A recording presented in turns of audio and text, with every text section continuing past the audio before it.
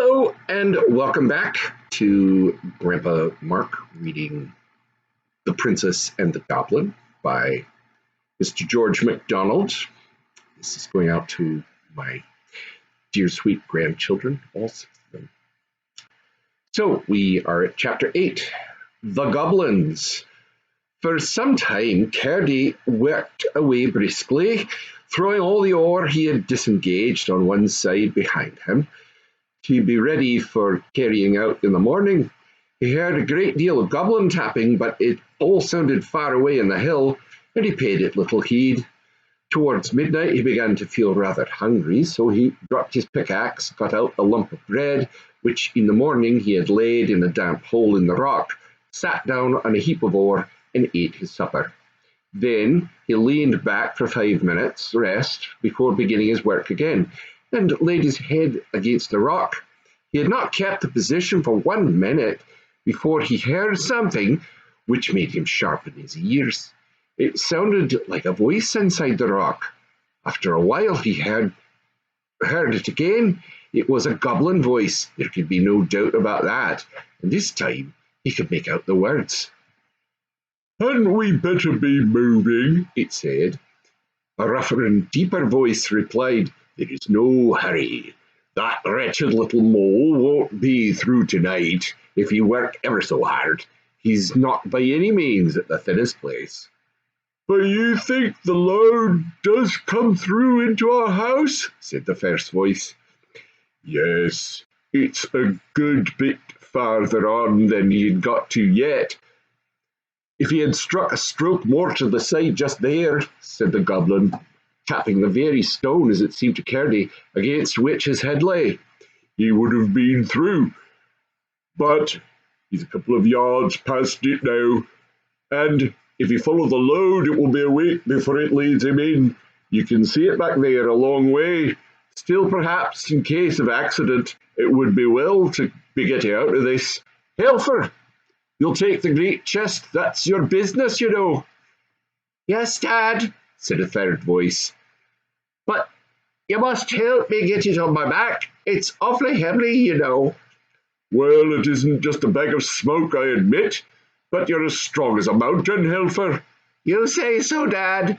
I think myself I'm all right, but I could carry 10 times as much if it wasn't for my feet." "That is your weak point, I confess, my boy." "Ain't it yours too, Father?" "Well, to be honest, it's a goblin weakness. Why they come so soft, I declare I haven't an idea." "Especially when you hit so hard, you know, Father." "Yes, my boy, the goblin's glory is his head. To think how the fellows up above there have to put on helmets and things when they go fighting." "But why don't we wear shoes like them, Father? I should like it, especially when I've got a chest like that on my head." "Well, you see, it's not the fashion. The king never wears shoes." "The queen does." "Yes, but that's for a distinction. The first queen, you see, the king's first wife wore shoes, of course, because she came from upstairs, and so when she died, the next queen would not be inferior to her, as she called it, and would wear shoes too. It was all pride. She's the hardest in forbidding them to the rest of the women." "I'm sure I wouldn't wear them. No, not for that I wouldn't," said the first voice, which was evidently that of the mother of the family. "I can't think why either of them should." "Didn't I tell you first was from upstairs? The first was from upstairs," said the other. "That was the only silly thing I ever knew His Majesty guilty of. Why should he marry an outlandish woman like that, one of our natural enemies, too? I suppose she fell in love with her. Pooh, pooh, he's just as happy now with one of his own people." "Did she die very soon? They didn't tease her to death, did they?" "Oh dear, no. The king worshipped her very footmarks." "What made her die, then? Didn't the heir agree with her?" "She died when the young prince was born." "How silly of her. We never do that. It must have been because she wore shoes." "I don't know that." "Why do they wear shoes up there?" "Ah, now that's a sensible question. I will answer it. But in order to do so, I must first tell you a secret. I went and saw the Queen's feet. Without her shoes? Yes, without her shoes. No, did you? How was it? Never mind how it was. She didn't know I saw them. And what do you think? They had toes. Toes? What's that? Ha! You may well ask. I should never have known if I had not seen the Queen's feet. Just imagine, the ends of her feet were split up into 5 or 6 thin pieces. Oh, horrid! How could the king have fallen in love with her? You forget that she wore shoes. That is why she wore them. That is why all men, and women too, upstairs wear shoes. They can't bear the sight of their own feet without them. Ah, now I understand. If ever you wish for shoes again, Helfer, I will hit your feet, I will. No, no, mother, pray don't. Then don't you. But with such a big box on my head, a horrid scream followed, which Curdie interpreted as in reply to a blow from his mother upon the feet of her eldest goblin. Well, I never knew so much before, remarked a fourth voice. Your knowledge is not universal quite yet, said the father. You were only 50 last month. Mind you see to the bed and bedding as soon as we've finished our supper. We'll be up and going. Ha, ha, ha. What are you laughing at, husband? I'm laughing to think what a mess the miners will find themselves in somewhere before this day 10 years. Why, what do you mean? Oh, nothing. Oh, yes, you do mean something. You always do mean something. It's more than you do, then, wife. That may be, but it's not more than I'll find out, you know. Ha, ha, you're a sharp one. What a mother you got, Helfer. Yes, father. Well, I suppose I must tell you. They're all at the palace consulting about it tonight, and as soon as we got away from this thin place, I'm going there to hear what they might fix upon. I should like to see what that young ruffian there on the other side, struggling in the agonies of... He dropped his voice so low that Curdie could only hear a growl. The growl went on in the low bass for a good while, as inarticulate as if the goblin's tongue had been a sausage. And it was not until his wife spoke again that it rose to its former pitch.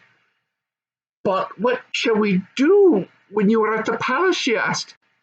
I will see you safe in the new house. I've been digging for you for the last 2 months. Podge, you mind the table and chairs? I commit them to your care. The table has 7 legs, each chair 3. I shall require them all at your hands.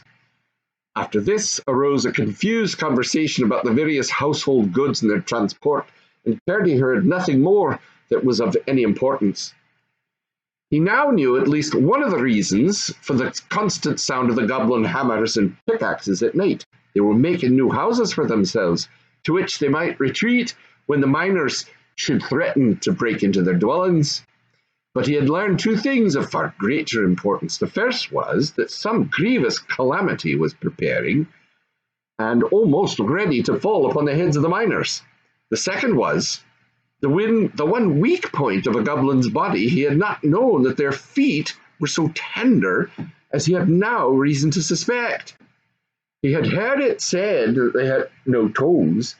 He had never had an opportunity of inspecting them closely enough in the dusk in which they always appeared to satisfy himself whether it was a correct report.